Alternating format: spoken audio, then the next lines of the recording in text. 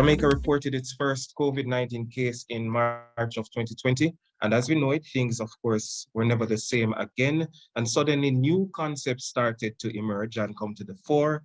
New concepts started to go viral. These concepts such as new normal, social distancing, quarantine, pivot, and the good old Zoom. And speaking of Zoom, one of the industry's hardest hit was, of course, the education sector. And this forced the lecturers and teachers and administrators to pivot to the online space for classes. But some disciplines like academic literacies, some of these disciplines, it was a little hard for this new paradigm.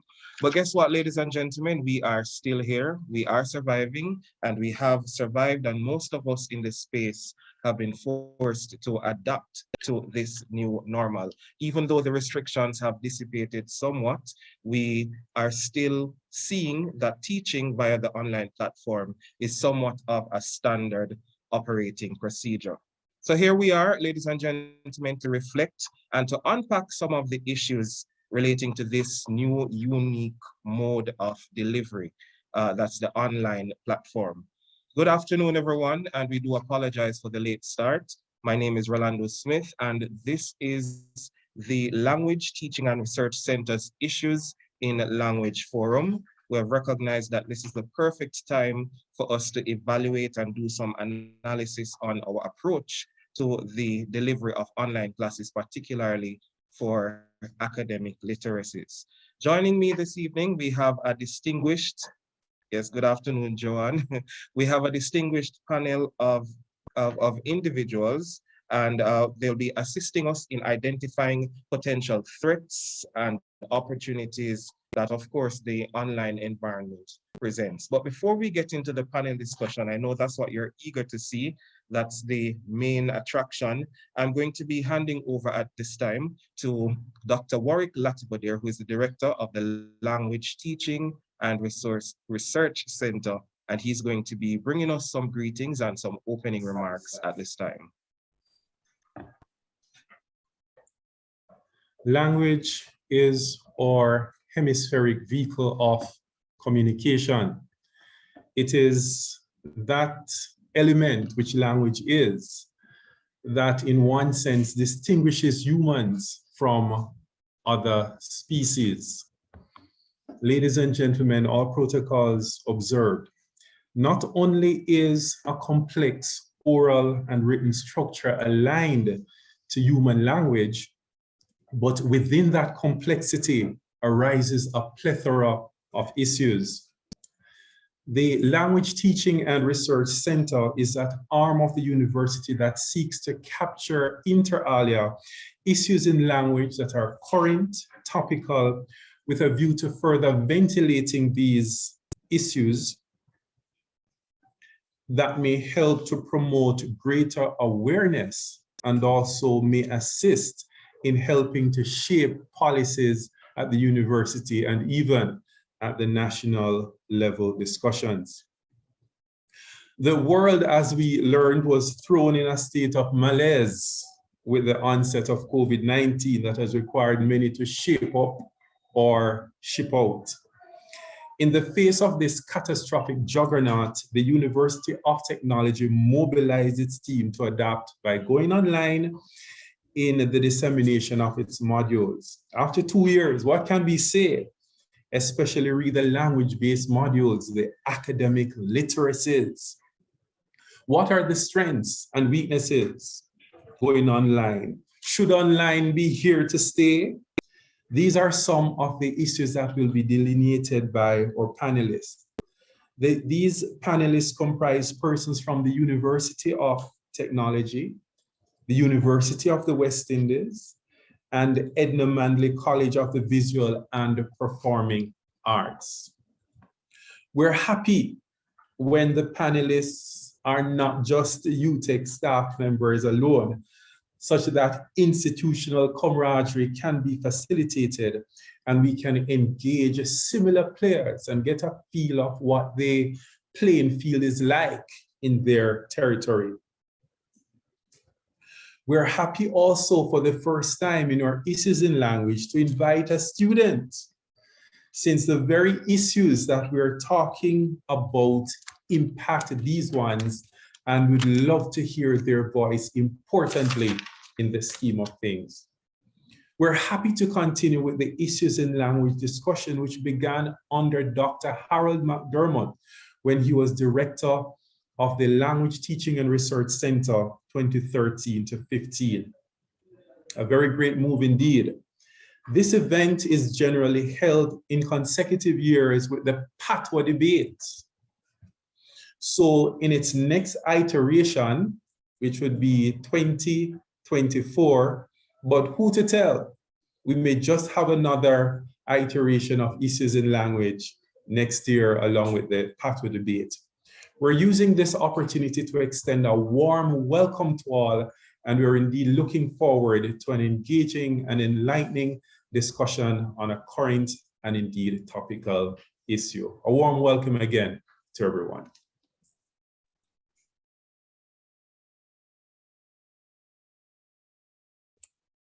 Thank you very much, Dr. Latibodir. We are indeed looking forward to an engaging discussion. We are pleased to have with us the acting president of UTEC, Professor Colin Giles, and I'm going to be welcoming him at this particular point in time. He's going to be giving us some greetings and some other remarks as well. Professor Giles, over to you. Thank you, Master of Ceremonies, Mr. Orlando Smith. I'd like to acknowledge the guests who are here with us and those who are expected: Dr. Haldane Johnson, Acting Deputy President; Professor Charmaine Barrett, Dean, Faculty of Education and Liberal Studies; Heads of Schools; Dr. Warwick Latibodir, Director of the LTRC; panelists: Dr. Eraldine Shakespeare, Program Leader, Postgraduate Diploma in Education, and Lecturer Sotave, Faculty of Education and Liberal Studies; and of course, Mr. Orlando Smith, Lecturer BA Cat Fells; Dr. Joseph Farquharson, Senior Lecturer in Linguistics, UWI Mona; Ms. Dina Brown, Senior Lecturer, Coordinator of English Language at the Edna Manley College of the Visual and Performing Arts; Ms. Marisol Blake, Faculty of Education and Liberal Studies, Student Representative; other specially invited guests, ladies and gentlemen, all, good afternoon.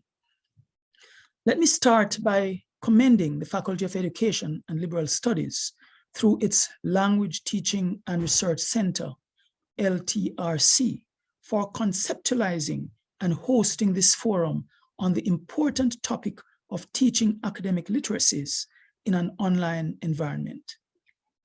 I note that this forum is being hosted in the context of the challenges which have occurred in the delivery of academic literacy classes online since the university transitioned primarily to the online teaching and learning modality at the onset of the COVID-19 pandemic in 2020. This is therefore a fitting and timely forum to provide a space for discussions among key stakeholders in academia as we contemplate ways in which our university can continue to support the effective teaching of academic literacies. As this audience is well aware, the mastery of academic literacy, which varies significantly across disciplines, is an important skill and an imperative in higher education that must be acquired by our students. In this regard, the forum is well aligned with the university's thrust to help our students to acquire their degrees as professionals in their fields. Although research and deliberation surrounding the teaching of academic literacies, which has been evolving since the 1970s, is not new, at UTEC Jamaica, we are ever mindful of the writing challenges faced by our students who come from diverse academic and sociocultural backgrounds. Many of our students enter the university unprepared with skills in academic writing and are often unable to participate effectively in high-level academic discourse required for the discipline of their particular chosen course of study.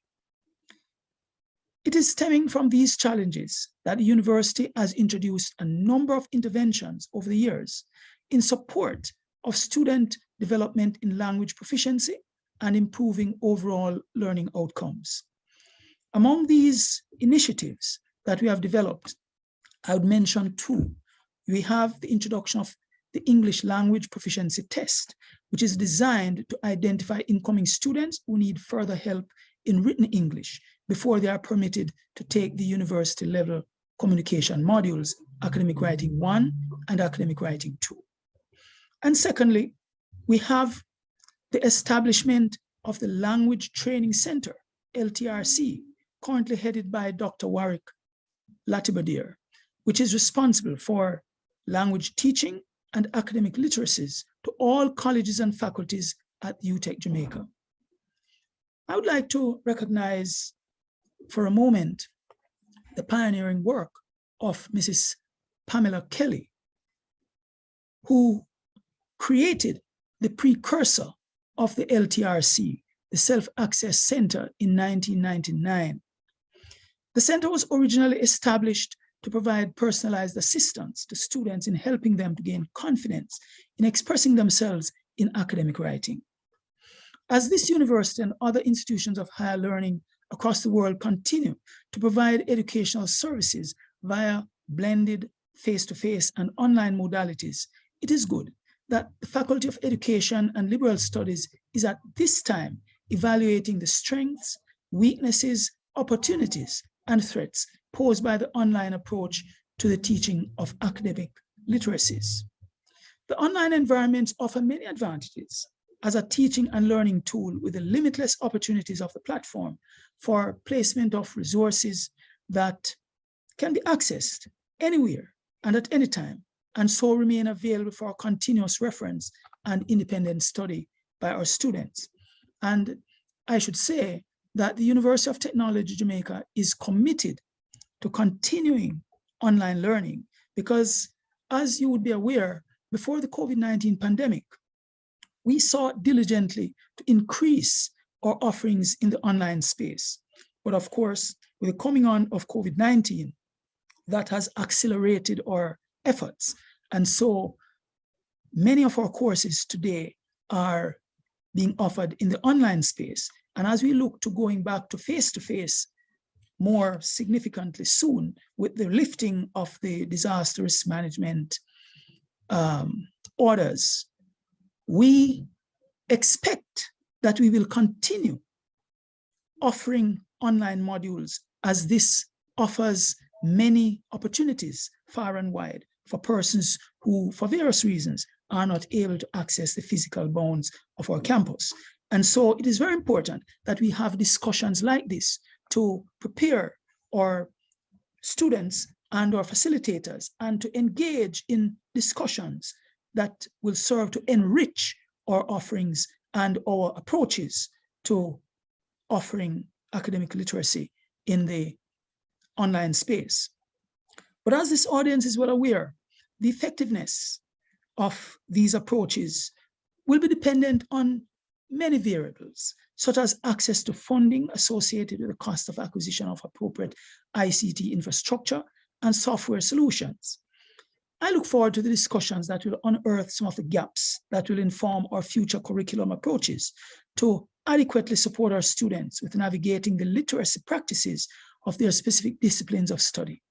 I anticipate that such recommended approaches will be collaborative across colleges and faculties at the university to meet the learning needs of our students.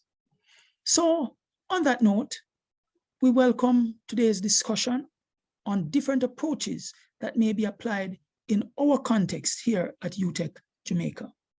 I again greet you well and extend my very best wishes for an informative and engaging forum. Thank you. Thank you so very much, Professor Colin Jazz, Acting President of UTech, speaking there about the limitless opportunities that, the online modality can afford to us as staff members, as well as to students. Thank you very much, sir. I'm going to be handing over at this time to the Dean of the Faculty of Education and Liberal Studies, who is here with us, Professor Charmaine Barrett, and she too will be bringing greetings as well as some remarks. Hi, thank you. Good afternoon, everyone. Professor Colin Giles, Acting President. We're happy to have you with us, always happy to have you in our sessions. Mr. Moderator, Mr. Smith. Other key parties in this forum, in this gathering this afternoon, all other protocols observed. I want to start by saying good afternoon to everyone and welcome and thank you for supporting the events of the Faculty of Education and Liberal Studies, and in particular, this event today. Your presence here shows that the matter of the academic literacies of our students is important to us. I want to begin, though, by acknowledging and commending Dr. Latibodiere and the LTRC team for demonstrating that they have successfully confronted the challenges that impacted the staging of this very important event over the last few years. Because if you are aware that as I think Dr. Latibodiere said it, that this forum, a forum of this nature, should have been happening every other year, starting in 2017, and here we are in 2022. So this suggests that you have resilience and the ability to push through. So congratulations. Ladies and gentlemen, a key challenge that organizations and institutions must face in contemporary societies is the disruptions that arise from the fast-paced and ever-changing technological advancement and the need for us to respond to that changing environment, a situation that the COVID-19 pandemic only served to accelerate. And we all know the kinds of ways in which institutions had to pivot, turn, and seek to engage and to keep our students engaged. For us in academia, we must contend with the technological issue, not just to remain current in how we engage our students, but it is imperative that we enable our students to function effectively within our current technologically advanced context. And I am a firm believer that nothing develops skills and competencies more than experiential engagement. To do is to learn. And so I believe that your theme this afternoon, teaching academic literacies in an online environment, strengths, weaknesses, opportunities, threats, suggests that you as language specialists are willing and are confronting the technological issue. And you're seeking to adapt, but at the same time, seeking to ensure that you do your part in enabling our students, not only from an academic literacy perspective, but also from a technological perspective. You see, I believe that whenever we engage our students in the online environment using any form of technology, we inevitably give two skills: the area in which you are developing and the technological skills. And that's part of why student engagement in the online environment can be challenging for some of our students, because not only are they learning the content of the subject matter, but they must engage with the technologies and must develop some levels of competency with the technology in order to engage. And so as we look at strengths, weaknesses, opportunities, and threats, it is my anticipation that we would also be looking at what does it mean for the student learner engaging in the online environment. And so I trust that the engagement this afternoon will be informative, instructive, and enlightening. And with that, I'd like to wish you all the best for a dynamic exchange this afternoon. Thank you. Thank you so very much, Professor Shermaine Barrett, Dean of the Faculty of Education and Liberal Studies. And she said, nothing develops skills and competencies like experiential learning. So we want to unpack whether it is that we've been able to do that successfully. And that's what we're going to be discussing as we have our panel discussion. I know this is the portion that you've been looking forward to. So do allow me at this time to just quickly introduce to you the members of the panel. And as I read a little bit about them, I'm just going to be asking our technical team to spotlight them as they uncover their cameras so that persons will be able to see them. We're in for an engaging discussion, and I'm going to be introducing them at this time. We're going to be starting with someone who is no stranger to us, Dr. Eraldine Shakespeare, Dr. Eraldine Williams Shakespeare, and she is a lecturer in education here at the University of Technology, Jamaica. She is a program leader, postgraduate diploma in education for the postgraduate diploma in education, a past training officer in the then Self-Access Learning Center, which of course, you know, is now the LTRC. Dr. Williams Shakespeare has 7 years experience supporting students with varying communications related challenges, and having served as the distance learning liaison for the Faculty of Education and Liberal Studies, she currently serves as a member of the Faculty Distance Learning Support Team with responsibility for supporting the School of Technical and Vocational Education, SOTAVE. So let's welcome Dr. Eraldine Williams Shakespeare.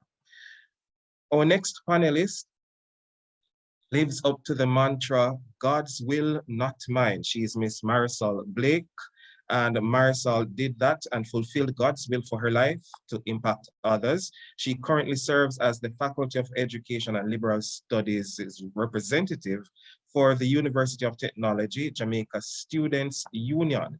She was the outgoing director of public relations for the UTech Future Marketers Association, and this was in 2020 to 2021. And she aspires to venture into the field of public relations and is currently pursuing a Bachelor of Arts in Communication Arts and Technology. Ladies and gentlemen, representing the students, Miss Marisol Blake. Welcome, Marisol.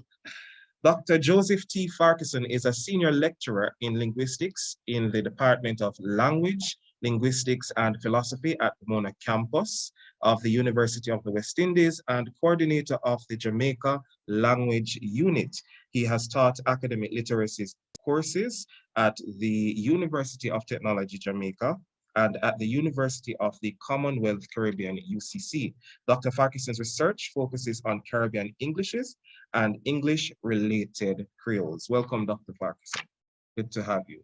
And our final panelist is Ms. Regina Brown, Regina S. Brown. She is currently a senior lecturer in charge of English at the Edna Manley College of the Visual and Performing Arts, where she coordinates the college's English proficiency test, as well as English-related and literature, English language and literature-related courses offered within the School of Arts Management and Humanities. She's also a part-time lecturer of academic literacies for undergraduates right here at UTech, and a marker of English A at the Caribbean Examinations Council. Ms. Brown studied for and received the diploma, bachelor's and master's, all in education at the Michael University College, and recently began her doctoral degree in the program Teaching and Learning with Emerging Technology at the University of the West Indies Open Campus. So Miss Regina Brown is our next panelist. All right, so we have all our panelists. It's time for us to get into the discussion. So of course, our topic here today is teaching academic literacies in an online environment. As you heard, we're doing a SWOT analysis, strengths, weaknesses, opportunities, and threats. At this time, I will give our panelists 5 minutes to give their opening statements, meaning their impressions or their opinions or their experience with the topic at hand. And I don't want you to feel out of the loop. In a few, I'm going to be telling you how it is that you can join in on the conversation with us. So I'm going to allow them to make their opening presentations, and then I will inform you some more of how it is that you can get involved with the discussion here. So let us begin with Dr. Shakespeare. Good afternoon, everyone. All protocols observed. A very interesting and relevant topic that we're engaging in discussions on this evening. The fact is the online environment is a dynamic one, which provides multiple opportunities for those who have limited access to education. For us in Jamaica and elsewhere, it can still be described in many quarters as a new paradigm in education, which is allowing us to develop and implement dynamic, high-quality courses. In fact, we all know that it is what proved most beneficial when we had to transition to emergency remote teaching in 2020. So it is important then for us to view teaching in online environments first as a general phenomenon, then look at it within the context of specific disciplines, in this case, academic literacies. So we have to think about what makes a particular discipline unique and how it differs from other disciplines. And then we can think about the nuances of teaching and learning in the virtual environment and what it therefore means for a particular discipline, right? What are the implications then for academic literacies in the virtual space? So if we view academic literacy as the ability to understand and contextualize the academic vocabulary that is required in post-secondary education, with, of course, an expectation that our students are going to be able to analyze and summarize and compare and contrast information from a variety of sources, then I cannot help but agree with Khan, who in 2021 said that we have to consider what is possible in online learning environments and expose our students to these possibilities. This approach, I believe, can work in favor of fostering a more resilient pedagogy. The current practice of comparing online and traditional learning environments has the potential, of course, to minimize what the online learning environment has to offer. It could, in fact, affect our ability to help our students, help our new students meet their needs in the learning environment and creating a more compelling and expansive experience for them. So research is suggesting, and a lot has been done within this pandemic, it is suggesting that students' experiences of using and engaging with technology, they are just as varied as students' prior academic experiences and skills that they bring to the classroom. And so when we think about their prior knowledge, we also have to think about their experiences with technology. And learning how to read, how to research, how to take notes online, these require that our students understand some basic differences between software applications, for example, desktop applications, and websites. So new skills and digital literacies will have to be engaged. If our learners are doing well in face-to-face learning contexts, if they are to do the same in the online space, we as practitioners and the learners, of course, have to engage new skills and digital literacies. So the notion of relying on this generation being digital natives is at best misleading. There is more that needs to be taken into consideration. There is also a general notion that university students know how to use online and digital environments, and this is not a full truth. This assumption is potentially one of our strongest threats because we step into the space with expectations, and those expectations are not always actualized. There is a lot of recommendation on the table for us in the virtual space to provide our learners with toolkits, to provide our instructors as well with toolkits to support them transitioning from a traditional to a virtual space. This brings a lot of opportunity for us. Why? A lot of learning environments, including ours, are relatively new to engaging learners in the online space, especially in this in academic literacies. So there is a need for us to start thinking about, if we haven't already, creating resources to support the learners, not just content-wise, but general information on how to navigate the learning management system, how to adequately identify resources in the space, because now they're in this space where, I don't want to say limitless, but for want of a better expression, there is so much available in our current reality. And so we have to help the students learn how to digest all of that. So what are some of those things I'm mentioning? Providing tips for reading, for example, tips for researching. And this may be something that's already done, but how do we do it when we're operating in an online space, right? So a lot of emphasis is now being placed on resource modification as we have moved from the face-to-face to the online space or the virtual environment. So a lot of emphasis is now on resource modification, the matter of the quality of the resource that's available, wanting to ensure also that we provide resources that best support the needs of the students.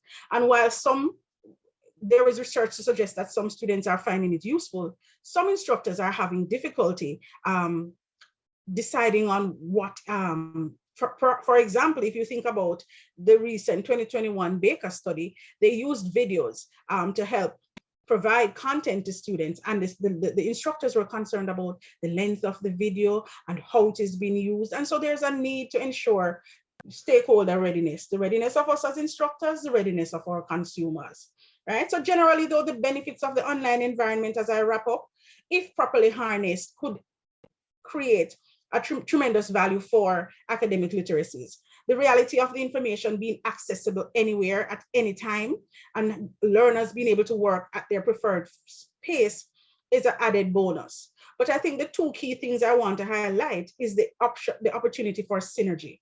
The whole matter of interaction, learner-learner interaction, learner content, learner-instructor interaction.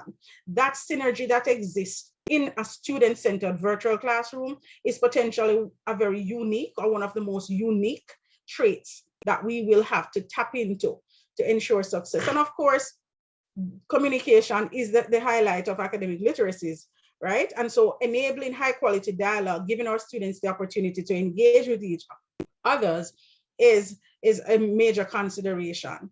We can't underestimate the weaknesses, of course. When you think about the curriculum, if the curriculum does not include opportunities for dialogue and general group interaction and participation, then we're essentially recreating a traditional experience in the virtual space. So there are a number of possible areas of weakness. Hopefully we'll have the opportunity to dissect some of those this evening, but these, I believe, represent my 2 cents. There are opportunities, there are weaknesses, there are threats, and there is a lot of strength. And because I'm passionate about online learning, I believe there is so much that can be accomplished if this resource is harnessed appropriately. So thank you so very much. Thank you, Dr. Shakespeare. I'm particularly interested in what you mentioned about resource modification to ensure that, as you said, we don't recreate the traditional learning in the online space. So we're going to be delving into that in a few. Thank you so much. We're going to be heading over to Dr. Farquharson for his opening statement. Okay, thanks very much. I have a lot to say. And I have a feeling that by the end of what I have to say, I might be declared persona non grata because there are a lot of uncomfortable truths to be spoken. And I am going to choose this moment to speak them. I believe we may be jumping the gun. And that's because there are quite a few issues that we encounter in the academic literacies classroom. And I don't think they'll necessarily be solved by just moving academic literacy courses to the online space. So one of them has to do with the language capacity and competence of students. And Dr. Rowan Lewis spoke about this in his Pam Kelly lecture last year, speaking about the first language of students and how it is that in our context, we expect students to jump this yawning chasm of moving from their first language into literacy in another language, which is an issue that exists in societies like ours, that children don't acquire literacy in their mother language. So that's a main issue that we'll continue to have, whether or not we are online. And that issue, of course, is coming from the lower levels of the school system. And I understand that universities work with what they get. And for those of you who had the chance to listen to Professor Cooper's Pam Kelly lecture earlier this year, that is what she dealt with. And I think those issues will continue to dog us as we transition into full online mode. And they are very serious questions and issues that we have to contend with. Now, the important thing is recognizing that writing is itself a technology, and it's not a natural one. And for a lot of people who try to teach students writing, they behave as if writing is natural. Speech is natural. Writing is unnatural. Writing is something that you have to be taught in a very deliberate way.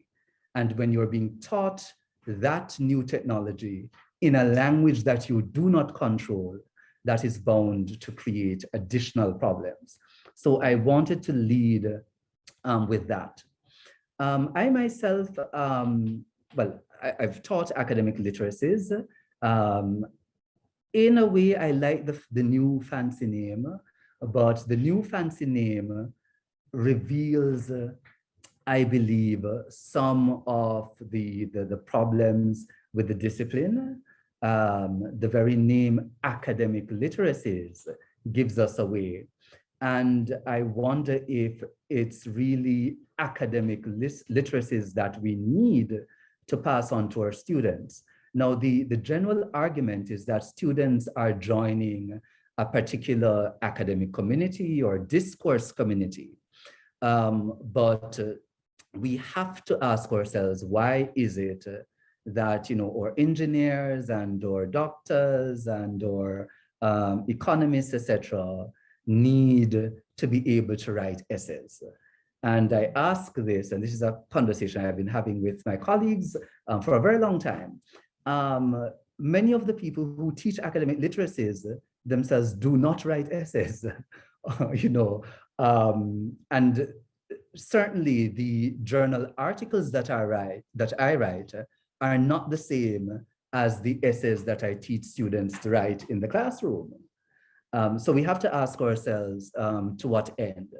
I think one of the strengths is that in quite a few universities, universities in Jamaica included, we are kind of moving away from the traditional academic literacies to what is called writing in the disciplines or writing for specific purposes, where we understand that our role is to help students, is to prepare students for the various discourse communities that they will join in their jobs, and helping them to be able to write for those various tasks. Now, that could be engineering reports, that could be medical reports, that could be emails, etc.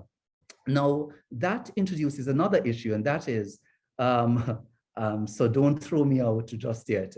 For most of the people who teach academic literacies, and that includes the person now speaking, we were never trained to teach writing. We were trained, some of us, to write academic articles, etc., but we weren't trained to teach writing. The assumption is that if you can write an article, if you've been writing articles for some time, you can teach people how to write articles or how to write essays, and it's not necessarily the case. So that's one serious challenge that we come upon, that lecturers are not necessarily trained in the specific area, but if we do implement what we should be doing, which is writing in the disciplines, there's another challenge, because your normal lecturer in academic literacies doesn't necessarily know the language of engineers, doesn't know the language of doctors. And so how do you teach doctors and engineers to write if you don't know how they talk? And so that will require a whole retraining, retooling in order to ensure that we are fulfilling the needs of the students we teach. That was a weakness, by the way. So for opportunities, the internet, yes, digital technologies, yes. And that leads to an opportunity for the massification of teaching and of education. And when we pair that to the fact that in many institutions, we are kind of moving, or we have moved to a centralized offering of the academic literacy courses. It makes the movement online much easier. And so we can prepare a standard set of materials for all of our groups, all of our batches. And then teachers will now bring the additional touch to that. But at least we can ensure that all our students are getting the basic material through, whether it be videos, whether it be websites, etc., that we bring into the learning space. And so the massification of education through the digital technologies is one of our opportunities, and will also allow the teacher enough time to be able to cater to different learning styles. And in fact, with the digital technologies, we already start to do that, because for those students who don't like to read, they can watch a video on the same thing. For those who are more visual learners, we can use charts, graphs, figures, etc. And then for threats, and this is now knocking us, it's outdated thinking. We'll have to reevaluate what students must learn. Now, as an old fogey myself, I think students should learn spelling, and they should learn how to use a dictionary, etc. But this is not the world that we inhabit today, and this is definitely not the world that the students we teach live in and are inheriting. Whereas I needed to know where a particular word fell in terms of its alphabetical arrangement within a print dictionary, your student today doesn't need to know that, because they can just go to Google, type in, and dictionary.com will give them the word with the meaning, and will give them a pronunciation, etymology, etc. So do your students need to learn spelling today? Now, a lot of lecturers will probably flame me because I'm saying this is probably a useless skill, but this is exactly what advance in technology means. And so with the advent of the print press, there was some teacher out there who was saying, oh, but students need to be able to copy out an entire book by hand. And so it's going to take some time before teachers realize that we have to move with the technology, and where students do not have to focus on something like spelling. We can use that time, the time saved, to work on other skills, and let Grammarly take care of the spelling and take care of some other things. So I leave it there, and then in the discussion, you'll get the opportunity to stone me. Thanks much. We won't be stoning you just yet, and we won't be kicking you out, but this is the kind of discourse that we want, the differing perspectives. And I'm going to be leaving you to the audience, because I know you have your questions, and I know you have your issues that you'd like to take up with Dr. Farquharson, but we're going to be getting to that in a few. I'm going to be hearing from Ms. Dina Brown from the Edna Manley College of the Visual and Performing Arts. I'm going to be handing over to her at this point in time to hear what she has to share with us on the topic. Thank you, Mr. Smith. You're hearing, right?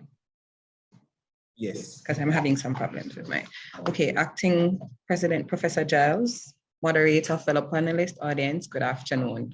Very interesting conversation so far, but there are certain things that came out from both of my other panelists that stood out. We know that one, academic literacy is not definable in a singular form. That's the first thing. We also know that academic literacy is not the same for individual students. Thirdly, we know that academic literacy for students is influenced by a number of things, such as their own background, specific subjects they're studying, and institutionalized context. And those according to Leon Street 2006. So those are things that first, right off the bat, those are things that we have to take into consideration. Now, what has happened is that, like all the other institutions, the Edna Manley College of the Visual and Performing Arts found ourselves struggling when we had to pivot, when we had to adjust. when we had to go into the online space. Fortunately for us, however, we were going in that direction. So we had some sort of training happening so we could springboard off of that. Now, it is a performing and visual arts institution. So it's important that face-to-face contact, that one-on-one contact. And what happened is that we were limited in the use of technology. So most facilitators, we got used to Zoom, right? So most persons went distance education via Zoom. That's what we did. We had a chalk and talk, but we just did it by Zoom. It was not really online learning in that sense, right? So that was extremely one-dimensional because we had our dance students, those lecturers had to be using 2-3 devices to sort of get a sense of the dance space, the platform, the angles, right? Then there was the live interaction that was missing for the theater practitioners that would normally be something that they pay attention to. The technical skills in painting, drawing, in the visual arts area, that was sort of lacking. And that exposed, for me, the gaps in our technology use. We therefore have to be ready to explore educational technologies that allow for diverse methods to aid in our pedagogical approaches within facilitating the academic literacies, right? A number of the students were already they're not enthused about academic literacy. They'd say, Miss, I come into the college to play a guitar, I don't want to do this. I come into the college to draw, this is where my talent lies. Why do I have to write these essays? So we're already struggling with that. And then this online thing comes now, Zoom. We're just Zooming or we're just writing essays. And that presented a problem. Now, one major factor that stood out for us was and I think Dr. Shakespeare mentioned it, the lack of digital literacy related to these different educational platforms. So we automatically assumed that our students, because they're millennials or because they're Gen Zs and because they like the phone so much, then they know how to they would just automatically gravitate towards these educational platforms, right? We expected that our teachers or facilitators would just adapt without much thought of initial or ongoing training. And therefore, many students and teachers were left on their own to figure it out, for want of a better phrase. Now, we know that when we are talking about academic literacies, there's no one size fits all. What works for you does not necessarily mean for me, even in the same institution. Different classes, different students, different backgrounds, different organizations, different facilitators, different teaching styles, different learning styles. All those things are things that we need to focus on. So for me, one major weakness that came out was the lack of digital literacy and the assumptions that we make, and I think that we made, and I think Dr. Farquharson alluded to that, the assumptions that we made. Okay, these students, they're always on their phone anyway, so they must know what they're talking about. They must know how to go on Moodle. They must know how to go on Blackboard. They must know how to use the learning management systems and stuff like that. But the online created a space where it is limitless. Right, but we have to know how to use it. We have to know how to select the materials. We have to know how to structure things. Well, Dr. Farquharson said that no one taught us how to write. I was basically taught how to write. And so it was, the problem is moving from the knowledge in your head to the students, having them understand the purpose of it. It has to be meaningful. So one area, you don't just, okay, this is a course that you have to do. It has to be meaningful to them. So at Edna Manley College, we found it a little bit easier teaching the academic literacies because, we are a cultural educational institution. And so we were already on that path of changing the courses that we saw. So now we have a new course, academic discourse in the arts. The students like it, they engage in it, but it forced us to, for me, who came into the college not being a creative, quote unquote, I then had to study the creative arts and still study the creative arts so that I can be an effective facilitator to that. So panels like these, they're important because we get to explore pertinent, relevant knowledge relating to different content and effective methods of transitioning into the digital space. So yes, we were forced, but now that we have the chance to kind of regroup and see where we are, how is it that we fix it? So I'm hoping at the end of this conversation, we will garner more knowledge. I'm all for learning about what happens at UE, what happens here at UTech, and how is it that we can adjust and pivot just to suit the learning needs of the students who are our primary focus. Thank you very much, Ms. Brown. And like you, I'm also interested in learning more about, the effective methods of transitioning, what it is that obtains in different spaces. Very interesting presentation there. And we're also going to be hearing now from the students, the representative of the students, Ms. Marisol Blake. We're going to hear her take on the topic. Go ahead, Ms. Blake. All right, so good day, everyone. Chair Mr. Ronaldo Smith, Dr. Latifa Dare, Language Teaching and Research Center Director, Professor Colin Giles, Professor Sherman Barrett, to our fellow panelists. Good day to you all. I'm so excited because I'm here and I'm learning a lot, especially when Mr. Joseph started talking and then Miss Regina. And before I jump into like the academic literacy, she mentioned something that, for dancing, the teachers had to set up like multiple cameras, to, get the different shots and so persons can, feel like they're there. And this is what the online space actually does. It actually challenges you to be creative. And I must say, before I know I'm here for the students, but I must say the lecturers have been trying. They've been trying their best to be creative to ensure that they deliver and that the students, they consume what they're being taught. And just to piggyback, I do media and communication. And they want us to be well-rounded. So though I do writing workshop, academic writing, and so forth, we also do photography. And I saw Mr. Andrew Smith here, and I really had to point this out.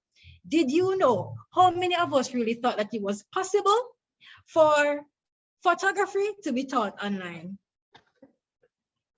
How many of us? Mr. Andrew Smith worked some magic. We had a camera assignment to do, guys. With cameras, you have to set the ISO, the aperture, and all of that so that you can get what is called a great depth of field. I think this is a shallow depth of field, right, Mr. Smith? Because the background blur and thing, right? Mr. Smith say, hello, COVID or no COVID camera assignment. I don't know where sir get this side from, but it literally allows you to capture, like literally capture whatever it is, whatever instruction sir said. So if sir said make the front of the plane sharp, you go and you have to share screen. Sir is there, laptop is there, you have to share screen, you have to capture everything. And I was like, whoa, where did sir get this? And I had to commend him. And I have to commend Mr. Rolando Smith. He taught me online, he taught me a research method. Everybody listen, he ensured that we all learned.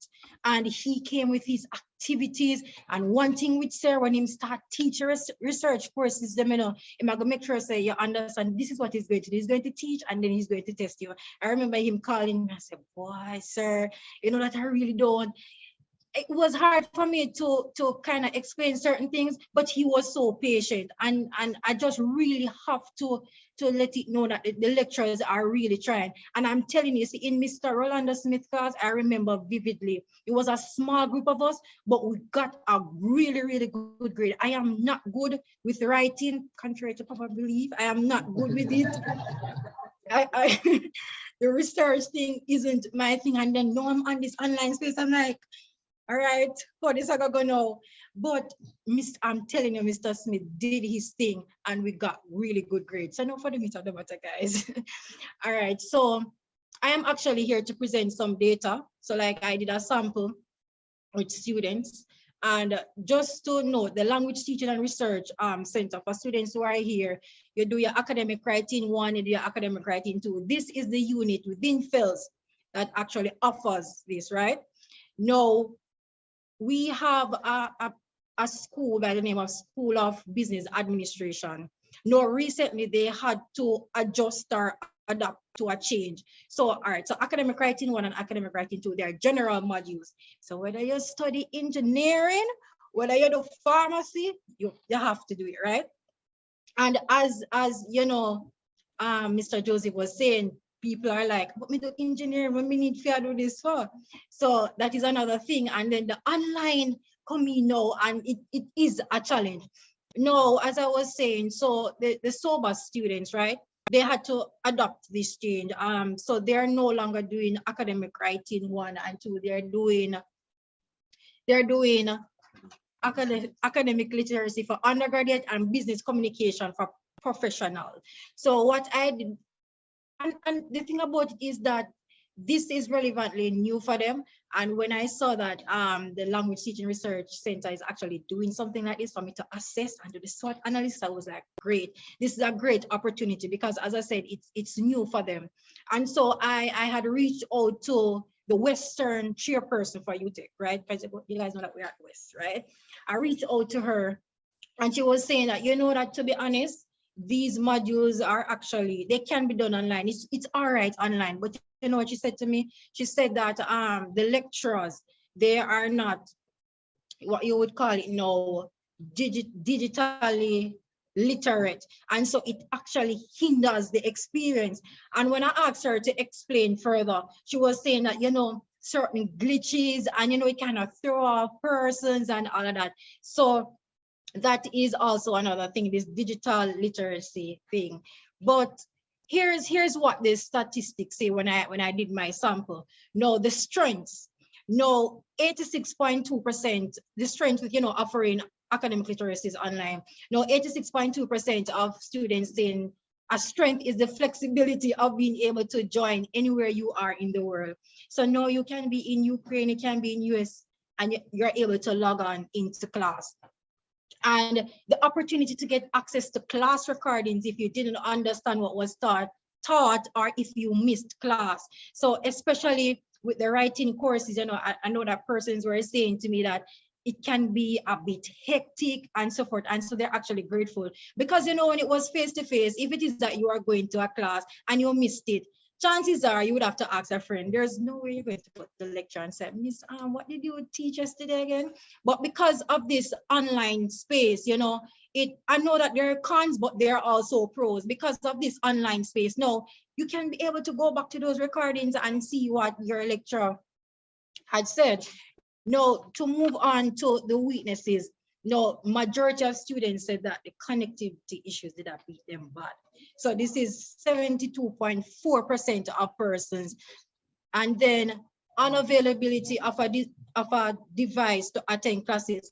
No, based on the sample, it would have said 10.3, but personally, being the faculty rep, trust me, there are persons who have been struggling when it comes to devices, laptop crash, then I have no phone, them a borrow neighbor tablet, them a borrow neighbor data. It's really the reality. And also they said that the synergy of the online environment is low. And I think I'm going to touch on that when we reach like the recommendations, because I asked them to make recommendations as well, right? And they 44.8% would have said difficulties remaining focused in class due to the bulk of information. Not even the bulk of information. Remember, they are at home. And listen, it's just facts. When I had to move to Kingston, when I was home, everybody, your door lock, yeah, here knock. It can be very, very distracting. Your mother call you to go wash dishes and you just tell her, say, you're in a class. So that is actually, you know, a weakness of this online thing. But what are the opportunities? No, this online learning gives us the opportunity and gives the lecturers an opportunity to be more creative in their, you know, they teach and bring across these academic literacies that students say are boring, because in reality they think that it is boring. And worse, I call them in one class in front of the teacher, them there on Zoom, on Blackboard collaborate, there comes a challenge. And then it is also an opportunity to, it gives us the opportunity now, to be honest, to implement laptop grants, credit drive, because we start to be aware of the weaknesses. So for example, I had to do a credit drive. For my faculty. So more specifically, the students who are actually learning how to teach, I forgot lesson plans and so forth. They some online, some days online, some days face to face. And what I did was we did a credit drive and we gave, so 6 persons would have signed up and each of them got $1,000 credit to put on data to help them. Because the truth of the matter is the areas that they're living in, the Wi-Fi, the bandwidth, trust me, and it does throw them off. You're in the class teaching, it does throw them off, right? And so this was also a suggestion made. This was also another point made by a student within the, still focusing on opportunity, the fact that they were able to attend school and work. Trust me, I know that Mr. Rohan Lewis know this because we'll be in class and, you know, students are saying, sir, you know that I am at work, I'm unable to unmute my mic, but they still make it work. And the threats no.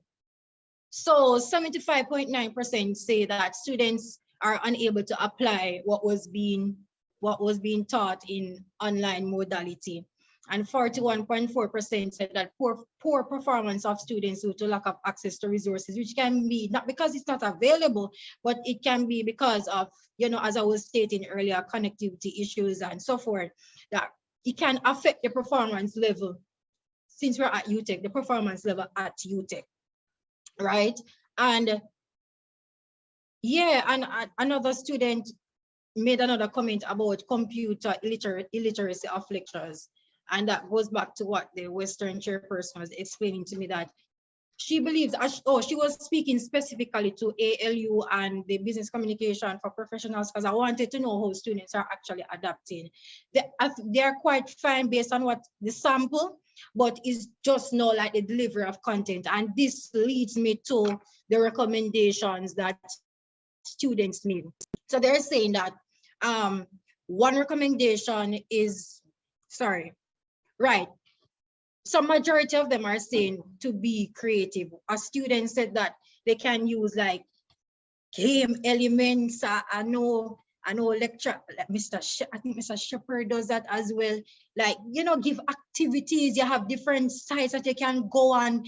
We love the competitiveness. We love when we say, all right, guys, Mr. Sadiqa Daram, I do script writing. When we are in class, she will put us in group to like individually to like come up with like an idea for a script and write it. But nobody didn't know that Mrs. giving away credit to the person who actually, you know, had all the elements.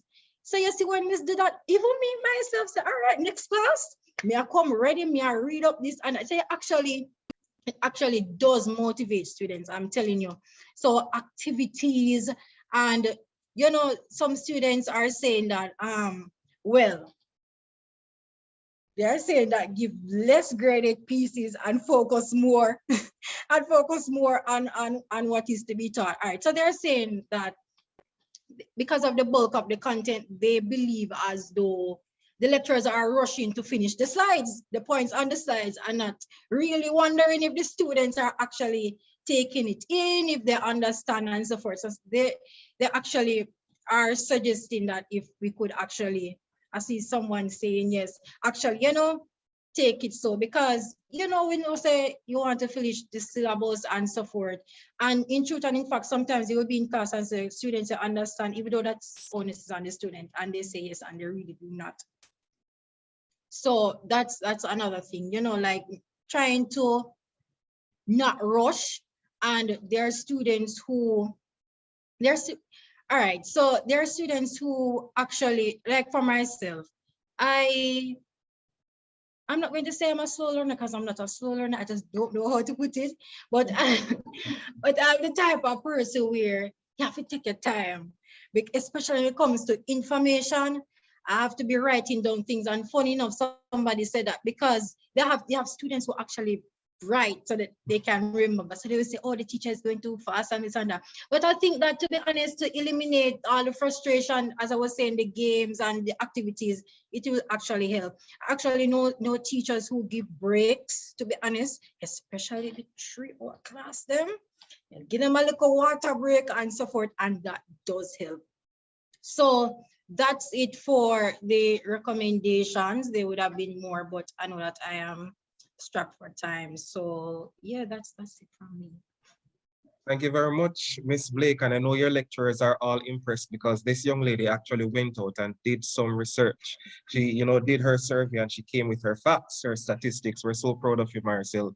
Thank you, Marisol. Thank you so much. Clearly, we're off to a great start, ladies and gentlemen. And in case you're just joining us, the main objective of our forum here is for key stakeholders in the academic arena to provide feedback on their experience with teaching in the online environment and to furnish innovative solutions to the challenges that are being encountered in this context, particularly for academic literacies. And the panelists mentioned several things. We spoke about digital literacy, learning styles, resource modification, transfer of knowledge, and what should be considered as academic literacies. And I'm not going to take it for granted that everybody here knows what it is. So I'm just going to just share a quick definition. Where are my notes? Okay, quick definition. Two of my mentors when I was actually speaking with them, Dr. Clover Jones Mackenzie and Dr. Rowan Anthony Lewis, his name is mentioned quite a bit here today. They shared with me that, these are modules that are designed to equip students with the skills needed to produce texts that display competence in grammar, coherence, cohesion, and other language skills. And for the most part, they tend to take a workshop approach, which acknowledges students as active learners and emphasizes self-monitoring and self-editing skills. I want you all to be a part of the conversation because, to be very honest with you, most of the questions I had for the panelists, they dealt with it in their presentation. So what I'm going to be doing is I'm going to be opening the floor at this time for anybody from the audience who may have a question to any of the panelists, or if it is that you'd like to counter anything that the panelists mentioned, or if you'd just like to add to the discussion, we want to facilitate that at this point in time. So while you get ready with your questions, let me just throw out the first question to Dr. Farquharson, who was speaking earlier about the language situation that we have here in Jamaica. Okay, so I'm not going to misinterpret what you said, but is it a situation whereby in the online space or platform, it is difficult for us to really effectively teach this business of writing in the online space, especially given our language or unique language situation here in Jamaica? Okay, thanks for the question. Let me start off by saying, well, this was meant to be a panel discussion, but clearly you have your keynote speaker in Miss Blake. Yeah, excellent presentation. Yeah, I thought it was a very good representation of, all that UTech has to offer. So for the question you asked, which was about language, you have to remember that there are various skills and literacies involved. So if we think about writing itself, so if you're going to write an essay, there are various skills involved in producing an essay. Skills related to, we can take it from just spelling, grammar, putting sentences together, organizing, that's a skill, researching, and then now bringing the research to bear on the text that you are producing. So that's a whole range of skills that you have to do. The point I was trying to make is that you have to do all of that in your second language for most Jamaicans. Now, for those of us who can manage the little English, we do not understand that for a lot of people, and for more people than we think, it's hard. It's very hard to jump from your mother language to produce text in another. And how I want you to think about it is, if somebody asked, you did Spanish in school, I'm sure, is if somebody asked you to produce an essay in Spanish. That is what it actually is like for a lot of our students. And so we want to think about all of those skills that one has to marshal for producing an essay. And then you add to that digital literacies, yeah, which means that you're piling more stuff on. Yes, and this is what Ms. Brown had mentioned and Ms. Blake had also mentioned about our students using the technology, but they don't necessarily use the technology for the things we want them to use the technology for. And we have to find ways of bridging that gap. So even in terms of the types of texts that they produce. Now, many teachers don't really want to go to the level of tweets or to go to an IG post or a Facebook post, but those are the texts your students are familiar with. And what you can do is to show them how structure in these texts mirror larger structure. And this is a foundational educational principle that you start from what people know and you build on that. But just like we do for the language situation, when they come into the classroom, we say to them, everything that you know before is useless. And we are going to teach you this new thing, as opposed to saying, let's build on what you know. So that's what I meant. So it was these additional skills that they need to bring to bear on writing, which is already unnatural. Okay. You wanted to add something, Ms. Brown? And then I'm going to go to, I'm seeing Professor Barrett and Dr. Lewis. So we'll go in that order. So let's go Ms. Brown and then Professor Barrett and then Dr. Lewis. Thank you. I'm just responding to Dr. Farquharson. So I have those same concerns. I call it the third language. Our language situation is we're bilingual, and now comes the technological language, the third language. So we already have problems with them navigating the second language, which is the language of instruction. And now we want them to move into another, which is familiar, but unfamiliar to them, because these learning management systems, they are new. What we expect them to do is new. And so that's an issue. Even very recently, we brought that up at the NMLA College because it's a cultural institution.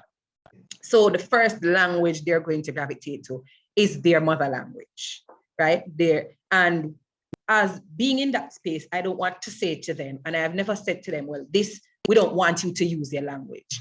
We want you to use the language, but we also want you to get to a point where you can utilize the second language effectively. And then moving from the second language, how do you transition into that third language that you are now learning? And that is the space that we find ourselves in. So a lot of times we think, okay, let's just teach them in English. Half the time, they not even know what I talk about. We use the vocabulary that it's totally unfamiliar to them, but they can teach us as well because they know these technologies, the Web 2.0, these technologies, they're familiar with it. And so what we find is that a weakness that I found out is that a lot of facilitators, educators were afraid to say to the student, we don't know. Teach me how to use this and let me navigate the space. My students laugh at me all the time. Not augur well for our credibility. Right. My students laugh. I think it does. I think it does. If you're authentic, listen, I don't know how to use this. Teach me. And they find it funny, but they help and I can utilize it in the next session. And I find that works. Because listen, my students love music. And if I just go and come talk, then we're gonna have a problem, for example. So it's navigating, understanding the situation that we're in. That's important. Understanding our learners and how it is that we can go forward. Thank you so much. Professor Barrett, I know your hand went up before I asked the question to Dr. Farquharson. So your comment may not necessarily have anything to do with. No, it has nothing to do with those. I'm going to ask you at this time to go ahead just the same. I'm not hearing you, Professor Barrett. I'm not sure what's happening. I need to. You're hearing her. Okay, go ahead. I'm sorry. Okay, so yes. So excellent opening presentations from each of the presenters. And I learned quite a bit and I was stimulated quite a bit. I want to focus on two points or two areas that I heard. One could be controversial, seeing that I'm the dean of the faculty, and what I'm going to say could have some implications.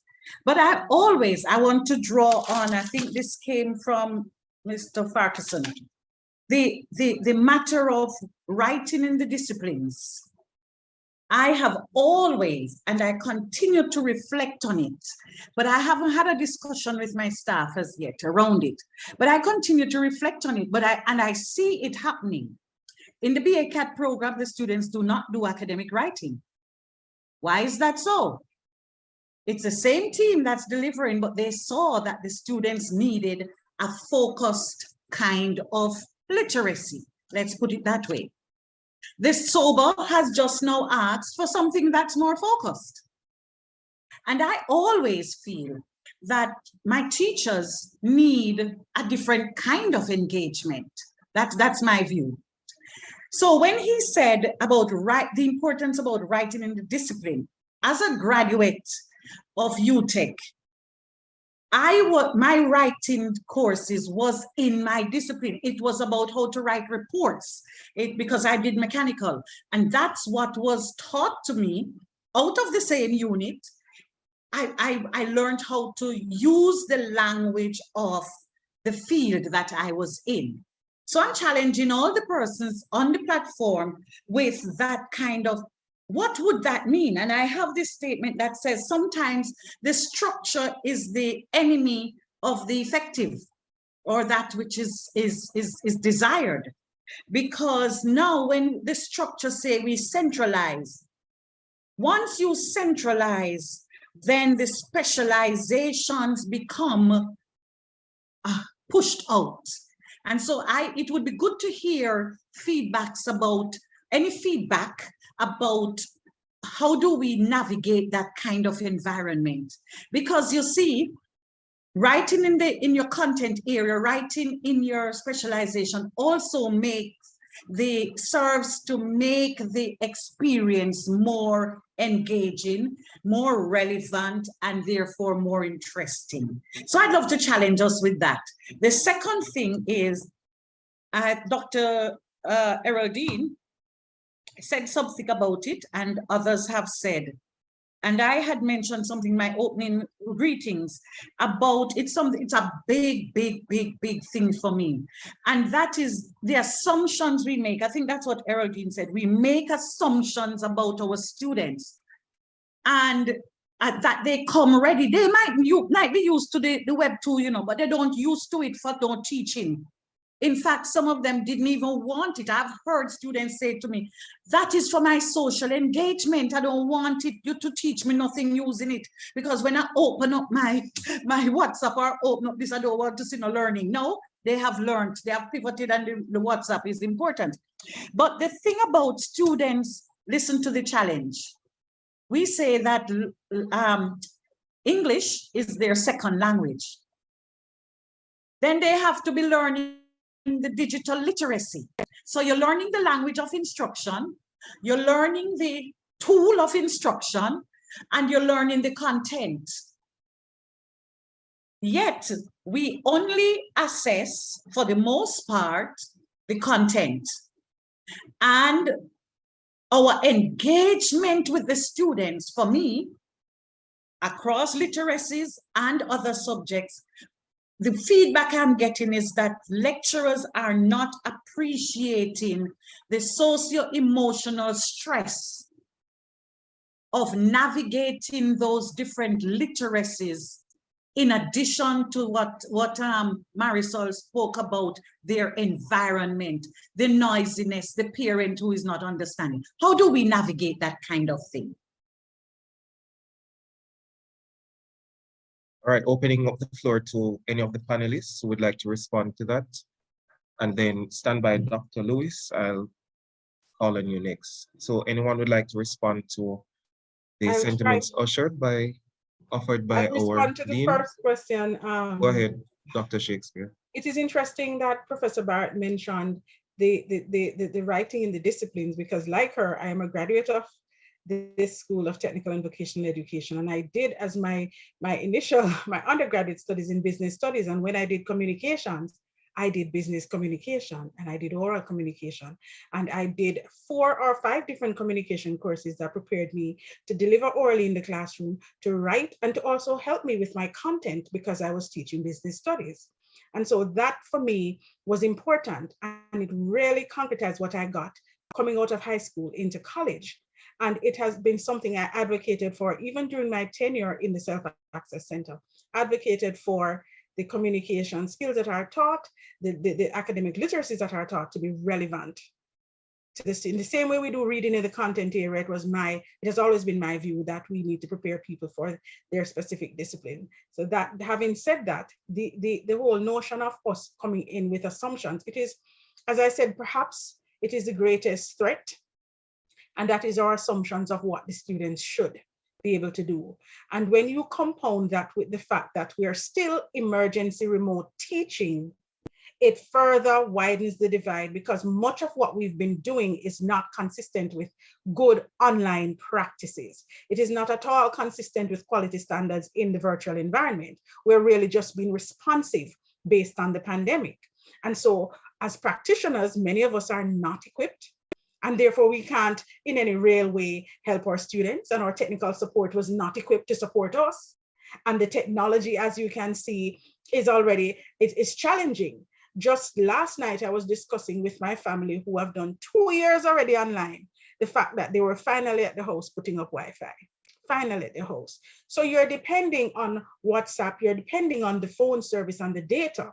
The technology, even after the Prime Minister has advised us that we can go back, the technology still hasn't caught up in places. And some of our students are there. I've had students taking their test, standing by the neighbor fence. She said, Miss, I can't do it tonight, because it's going to be open until 10 and it's going to be too late. It is a reality out there. And I think what the pandemic allowed us to do is to experience the realities of our students, because they've always come to us. We don't know what is happening with them. So we've never fully appreciated their reality. This situation has caused us to step into their world and to understand their challenges. And so when we compound it now with some of our expectations, it further creates difficulties for the students, frustrations for us when we don't get what we expect. And of course, it puts a strain on the entire system. And so there are a lot of things happening, but it is happening within a space that is ripe for discussion such as this, ripe for research. A lot of people are here who are willing to learn and to listen. And a lot of people are saying, I need to learn more, and they're taking the opportunity to. So a lot of what is happening now, I am excited for, because from as early as 2008, I have been on the path of come with me, come experience what technology can do for us. And unfortunately, many were thrust into it, but this is an opportune time for us to document everything, all of what Marisol said, all of what Ms. Brown is saying, all of what Sir Farquharson is saying. Document these things, because the truth is there is a lot that has happened that we've not noted yet, and we will see the effects 2, 3, 4 years down the road. And so we need to understand that it is more than just what we see, and it is going to take more than just the dialogue. But when it comes to academic literacies, because I think I focus more on the technology in my initial presentation, when we talk about academic literacies, we're gonna have to recognize that we're preparing people for different spaces, and the cow, the snake, and the bird are not all going to fly to the top of the tree. So. Right, and even though we're navigating this online space just the same, we have to give kudos to the LTRC. They've somewhat answered the call with the transition from academic writing to academic literacies for undergraduates. That's based on your first point, Dr. Shakespeare. Academic literacies for undergraduates, you know, taking a more functional approach towards the creation of text rather than focusing on essays. So it's kind of geared towards getting students to write in their discipline. So we have a far way to go. We're documenting, but of course we have started the movement in that regard. Dr. Farquharson wanted to reply to Dr. Shakespeare, and then I know Dr. Lewis has had his hand up for a while. We're coming to you, Dr. Lewis, but let's just give our panelists an opportunity to reply, and then we will segue to Dr. Lewis. Go ahead, Dr. Farquharson.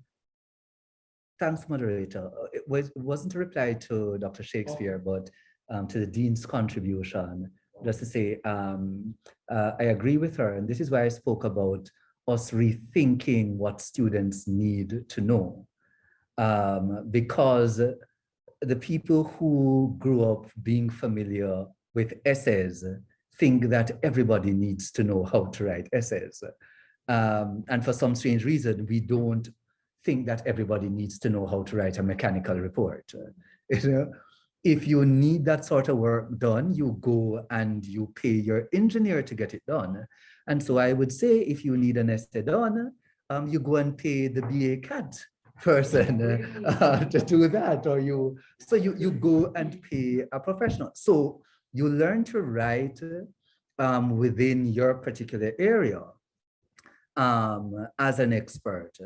And then when you need something from another area, you engage the services of somebody. But this concept that we all need to learn how to write an essay, I would say we would be better served teaching our students how to write an email, you know, to apply for a job, how, you know, teaching them how to structure their resumes, etc., instead of trying to get everybody to write an essay. Now, I understand that through the essay, one can teach other skills such as organization, etc. But that time could have been spent taking the students through the artifacts, the text types that are unique to their particular field. And I think it would be time much better spent. Thanks. What about the argument that they'll have to do journal articles in the if For they're BA so CAT? into no man. Let's say, for example, the engineers. So if they're so inclined to do their master's degrees and their PhDs and they want to write journal articles, wouldn't a foundation in essay writing per se be important or integral? Well, you did allude to it somewhat by saying that we'll get a chance to teach them organizational skills, that sort of a thing. But I'm not sure if I'm comfortable with the idea of getting rid of it not writing altogether. essays at Yes. all.